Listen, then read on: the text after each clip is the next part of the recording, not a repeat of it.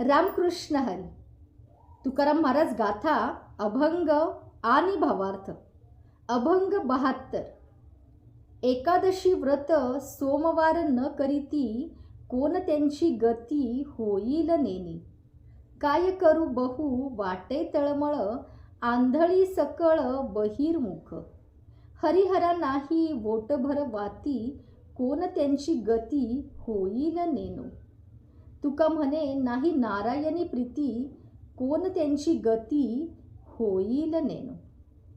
जे लोक एकादशी आणि सोमवारचे व्रत करीत नाही, त्यांच्या आयुष्याची काय अखेरी होईल हे समजतच नाही. या सर्व लोकांकडे पाहून मनाची तळमळ होते, कारण सर्व माणसे ही आंधळी आहेत. बाह्य कर्मकांडावर त्यांचा अतिशय भर आहे. त्यांची वृत्ती बहिर्मुख आहे.